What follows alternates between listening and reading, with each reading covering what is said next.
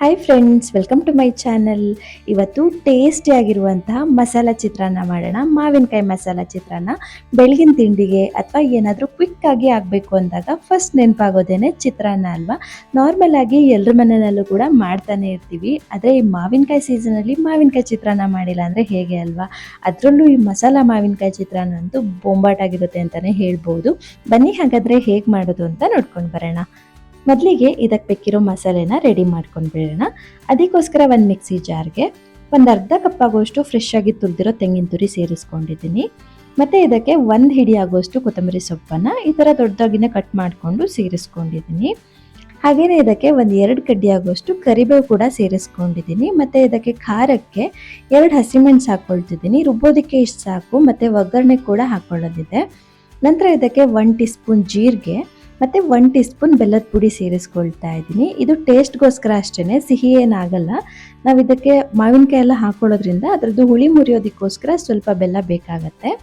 ನಂತರ ಇದಕ್ಕೆ ಚಿಟಿಕೆ ಇಂಗು ಹಾಕ್ಕೊಂಡು ಇದಕ್ಕೆ ನಾವು ಸ್ವಲ್ಪನೂ ನೀರು ಹಾಕ್ಕೊಳ್ದೇನೆ ನೋಡಿ ಈ ಥರ ತರ್ತರಿಯಾಗಿ ರುಬ್ಬಿಟ್ಕೋಬೇಕು. ಇದು ಹಾಗೇ ಇರಲಿ. ಇದನ್ನು ನಾವು ನೆಕ್ಸ್ಟ್ ಒಗ್ಗರಣೆಗೆ ಹಾಕ್ಕೊಳ್ಳೋದು. ನಂತರ ಇದಕ್ಕೆ ನಾನು ಒಂದು ಮಾವಿನಕಾಯಿನ ತೊಗೊಂಡಿದ್ದೀನಿ. ಚೆನ್ನಾಗಿ ಹುಳಿ ಇರುವಂಥ ಮಾವಿನಕಾಯಿನೇ ಇದಕ್ಕೆ ತೊಗೊಂಡಿದ್ದೀನಿ. ಅಂದರೆ ನಾವು ಚಟ್ನಿಗೆಲ್ಲ ಯೂಸ್ ಮಾಡ್ತೀವಿ ಅಲ್ವಾ, ಆ ಥರ ಮಾವಿನಕಾಯಿನೇ ಇದಕ್ಕೂ ಕೂಡ ಯೂಸ್ ಮಾಡ್ಕೋಬೋದು. ಇವಾಗ ಇದದ್ದು ತೊಟ್ಟು ಮತ್ತು ಸಿಪ್ಪೆನೆಲ್ಲ ಕ್ಲೀನಾಗಿ ತೆಗಿಬೇಕು. ಮತ್ತು ನಾವು ಇದಕ್ಕೆ ಬೇಕಿದ್ರೆ ತೋತಾಪುರಿ ಮಾವಿನಕಾಯಿ ಕೂಡ ಯೂಸ್ ಮಾಡ್ಬೋದು. ತೋತಾಪುರಿ ಮಾವಿನಕಾಯಿ ಹಾಕ್ಕೊಳ್ತೀರಾ ಅನ್ನೋದಾದರೆ ಈ ಥರ ಸಿಪ್ಪೆನೆಲ್ಲ ತೆಗಿಯೋ ಅಗತ್ಯ ಇಲ್ಲ, ಹಾಗೇನೂ ಕೂಡ ಹಾಕ್ಕೋಬೋದು. ಅಂದರೆ ನಾವು ಅದರದ್ದು ಸಿಪ್ಪೆ ಸಮೇತ ತಿನ್ಬೋದಲ್ವ, ಹಾಗಾಗಿ ನಾವು ಅದನ್ನು ಮತ್ತೆ ಸಿಪ್ಪೆ ತೆಗಿಯೋ ಅಗತ್ಯ ಇಲ್ಲ, ಹಾಗೆ ತುರಿದು ಸೇರಿಸ್ಕೋಬೋದು. ಬಟ್ ಇದನ್ನು ಹಾಗೆ ಹಾಕ್ಕೊಂಡ್ಬಿಟ್ರೆ ಸ್ವಲ್ಪ ಕಹಿ ಬರುತ್ತೆ ಮತ್ತು ಸ್ವಲ್ಪ ಒಗರು ಬರ್ಬೋದು ಅಂತ ನಾನು ಇದನ್ನು ಈ ಥರ ಸಿಪ್ಪೆನ ತೆಕ್ಕೊಳ್ತಾ ಇದ್ದೀನಿ. ಈ ಥರ ಮೇಲ್ಮೇಲೆಯನ್ನು ತೆಕ್ಕೊಂಡ್ರೂ ಕೂಡ ಸಾಕು. ನೋಡಿ, ನಾನಿಲ್ಲಿ ಈ ಥರ ಪೂರ್ತಿಯಾಗಿ ಸಿಪ್ಪೆನೆಲ್ಲ ತೆಕ್ಕೊಂಡಿದ್ದೀನಿ. ಇವಾಗ ಇದನ್ನು ತುರ್ಕೊಳ್ಳೋಣ. ಇಷ್ಟು ಏನು ಕೂಡ ಬೇಕಾಗಲ್ಲ. ನಾನಿಲ್ಲಿ ಇಡೀ ಮಾವಿನಕಾಯಿ ಕೂಡ ತುರಿದಿಲ್ಲ, ಸುಮ್ಮನೆ ವೇಸ್ಟ್ ಆಗುತ್ತೆ ಅಂತ. ತುಂಬ ಹುಳಿ ಇತ್ತು, ಹಾಗಾಗಿ ಸ್ವಲ್ಪ ಮಾತ್ರ ತುರಿದಿದ್ದೀನಿ, ಸ್ವಲ್ಪ ಹಾಗೇ ಬಿಟ್ಟಿದ್ದೀನಿ. ನಂತರ ಎಷ್ಟು ಬೇಕಾಗುತ್ತೆ ಹುಳಿಗೆ ಅಂತ ನೋಡಿಕೊಂಡು ಇದನ್ನು ಸೇರಿಸ್ಕೊಳ್ತೀನಿ. ಇದು ಹಾಗೇ ಇರಲಿ. ಇವಾಗ ಇದಕ್ಕೆ ಒಗ್ಗರಣೆ ಮಾಡ್ಕೊಳ್ಳೋಣ. ಒಗ್ಗರಣೆಗೆ ನಾನಿಲ್ಲಿ ಒಂದು 4ರಿಂದ 5 ಟೇಬಲ್ ಸ್ಪೂನ್ ಎಣ್ಣೆ ಹಾಕ್ಕೊಂಡಿದ್ದೀನಿ. ಇದಕ್ಕೆ ಎಣ್ಣೆ ಸ್ವಲ್ಪ ಜಾಸ್ತಿ ಬೇಕಾಗುತ್ತೆ. ಎಣ್ಣೆ ಚೆನ್ನಾಗಿ ಕಾದ್ಮೇಲೆ ಇದಕ್ಕೆ ಒಂದು ಅರ್ಧ ಟೀ ಸ್ಪೂನ್ ಸಾಸಿವೆ ಮತ್ತು 1 ಟೇಬಲ್ ಸ್ಪೂನ್ ಕಡಲೆಬೇಳೆ ಹಾಕ್ಕೊಂಡಿದ್ದೀನಿ. ಹಾಗೆಯೇ ಇದಕ್ಕೆ 1 ಟೇಬಲ್ ಸ್ಪೂನ್ ಆಗೋಷ್ಟು ಉದ್ದಿನಬೇಳೆ ಕೂಡ ಸೇರಿಸ್ಕೊಂಡಿದ್ದೀನಿ. ನಂತರ ಇದಕ್ಕೆ 1 ಹಿಡಿ ಆಗೋಷ್ಟು ಅಥವಾ ಒಂದು 1/4 ಕಪ್ ಆಗುವಷ್ಟು ಶೇಂಗಾ ಸೇರಿಸ್ಕೊಳ್ತಾ ಇದ್ದೀನಿ. ಇದಕ್ಕೆ ಶೇಂಗಾ ಸ್ವಲ್ಪ ಜಾಸ್ತಿನೇ ಹಾಕ್ಕೊಳ್ಳಿ, ಚೆನ್ನಾಗಿರುತ್ತೆ. ಇವಾಗ ಇದನ್ನು ನಾವು ಕೆಂಪಾಗೋವರೆಗೂ ಹುರ್ಕೋಬೇಕು. ಅಂದರೆ ಈ ಶೇಂಗಾ ಎಲ್ಲ ಚೆನ್ನಾಗಿ ಗರಿ ಗರಿ ಆಗಬೇಕು, ಅಲ್ಲಿವರೆಗೂ ಇದನ್ನು ನಾವು ಹುರ್ಕೋಬೇಕು. ಒಂದು 2 ನಿಮಿಷ ಚೆನ್ನಾಗಿ ಹುರ್ಕೊಂಡ್ರೆ ಸಾಕಾಗತ್ತೆ. ನೋಡಿ, ನಾನಿಲ್ಲಿ ಈ ಥರ ಕೆಂಪಾಗೋವರೆಗೂ ಹುರ್ಕೊಂಡು ಇವಾಗ ಇದಕ್ಕೆ 1 ಕಡ್ಡಿ ಆಗುವಷ್ಟು ಕರಿಬೇವು ಸೇರಿಸ್ಕೊಳ್ತಾ ಇದ್ದೀನಿ. ನಾವು ಇದಕ್ಕೆ ರುಬ್ಬವಾಗ್ಲೂ ಸೇರಿಸ್ಕೊಂಡಿರೋದ್ರಿಂದ ಸ್ವಲ್ಪ ಹಾಕ್ಕೊಂಡ್ರೂ ಕೂಡ ಸಾಕು. ನಂತರ ಇದಕ್ಕೆ 2 ಹಸಿಮೆಣಸನ್ನು ಈ ಥರ ಉದ್ದುದ್ದಕ್ಕೆ ಕಟ್ ಮಾಡಿಕೊಂಡು ಸೇರಿಸ್ಕೊಂಡಿದ್ದೀನಿ. ಬೇಕಿದ್ರೆ ಇದ್ರ ಜೊತೆಗೇನೆ ಒಣಮೆಣಸು ಕೂಡ ಸೇರಿಸ್ಕೋಬೋದು ಟೇಸ್ಟ್ಗೋಸ್ಕರ. ಅಂದರೆ ನಾವು ರುಬ್ಬವಾಗ್ಲೂ ಸೇರಿಸ್ಕೊಂಡಿರೋದ್ರಿಂದ ಇವಾಗ ನಿಮಗೆ ಖಾರಕ್ಕೆ ಅನುಗುಣವಾಗಿ ನೀವು ಮೆಣಸಿನ್ಕಾಯಿನ ಸೇರಿಸ್ಕೋಬೋದು. ಇವಾಗ ಇದನ್ನು ಒಂದ್ಸರಿ ಚೆನ್ನಾಗಿ ಬಾಡಿಸ್ಕೊಂಡು ಇದಕ್ಕೆ ನಾವಾಗಲೇ ರುಬ್ಬಿಟ್ಕೊಂಡಿರೋ ಮಸಾಲೆನ ಸೇರಿಸ್ಕೋಬೇಕು.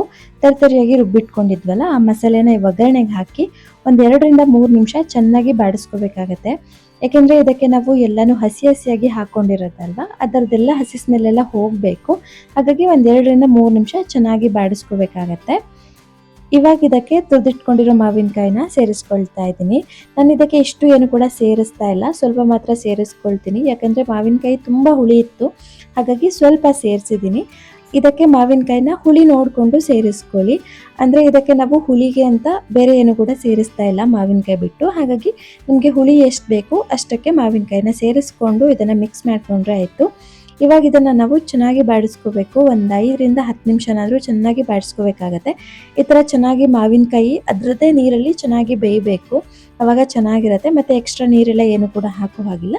ಜಸ್ಟ್ ಇದನ್ನು ಒಂದು 5ರಿಂದ 10 ನಿಮಿಷ ಚೆನ್ನಾಗಿ ಬಾಡಿಸ್ಕೊಂಡು ಇದಕ್ಕೆ ನಾನು ಉಪ್ಪೇನು ಕೂಡ ಸೇರಿಸ್ಕೊಂಡಿರಲಿಲ್ಲ ಅಲ್ವಾ, ಇವಾಗ ಇದಕ್ಕೆ ಉಪ್ಪು ಕೂಡ ಸೇರಿಸ್ಕೊಳ್ತಾ ಇದ್ದೀನಿ. ರುಚಿಗೆ ತಕ್ಕಷ್ಟು ಉಪ್ಪು ಸೇರಿಸ್ಕೊಂಡು ಇದರದ್ದು ಸೈಡ್ಸಲ್ಲೆಲ್ಲ ಎಣ್ಣೆ ಬಿಟ್ಕೊಳ್ಳೋದಕ್ಕೆ ಸ್ಟಾರ್ಟ್ ಆಗುತ್ತೆ, ಅಲ್ಲಿವರೆಗೂ ನಾವು ಇದನ್ನು ಮಿಕ್ಸ್ ಮಾಡ್ತಾ ಇರಬೇಕಾಗತ್ತೆ.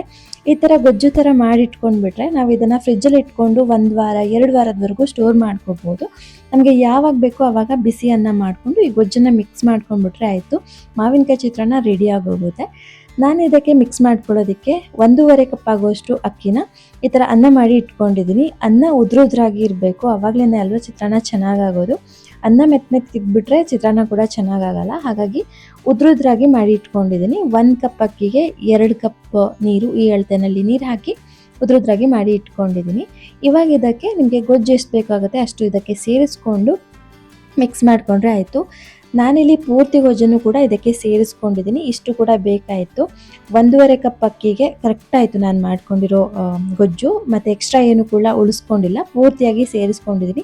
ಹುಳಿ ಖಾರ ಎಲ್ಲನೂ ಕರೆಕ್ಟಾಗಿತ್ತು, ಉಪ್ಪು ಮಾತ್ರ ಸ್ವಲ್ಪ ಕಮ್ಮಿ ಇತ್ತು, ಅದನ್ನು ಕೂಡ ಸೇರಿಸ್ಕೊಂಡು ಮಿಕ್ಸ್ ಮಾಡ್ಕೊಂಡಿದ್ದೀನಿ. ಇವಾಗ ಇದನ್ನು ಸರ್ವ್ ಮಾಡ್ಕೊಳ್ಳೋದು ಅಷ್ಟೇ. ತುಂಬಾ ರುಚಿಯಾಗಿರುತ್ತೆ. ನಾರ್ಮಲ್ ಆಗಿ ಚಿತ್ರಾನ್ನ ಮಾಡೋದಕ್ಕಿಂತ ಈ ಥರ ಮಸಾಲೆ ರುಬ್ಬಿ ಮಾಡಿ ನೋಡಿ, ತುಂಬಾ ಚೆನ್ನಾಗಿರುತ್ತೆ. ಖಂಡಿತ ಎಲ್ರಿಗೂ ಇಷ್ಟ ಆಗುತ್ತೆ. ಹಾಗೆಯೇ ನಿಮಗೇನಾದರೂ ಈ ವಿಡಿಯೋ ಇಷ್ಟ ಆಗಿದ್ದರೆ ಪ್ಲೀಸ್ ಒಂದು ಲೈಕ್ ಮಾಡಿ, ಶೇರ್ ಮಾಡಿ. ಹಾಗೆಯೇ ನೀವೇನಾದರೂ ನನ್ನ ಚಾನಲ್ಗೆ ಹೊಸಬರಾಗಿದ್ದರೆ ಪ್ಲೀಸ್ ಸಬ್ಸ್ಕ್ರೈಬ್ ಮಾಡ್ಕೊಳ್ಳಿ ಅಂತ ಹೇಳ್ತಾ ಸಿಗೋಣ ಮುಂದಿನ ವಿಡಿಯೋದಲ್ಲಿ. Thanks for watching.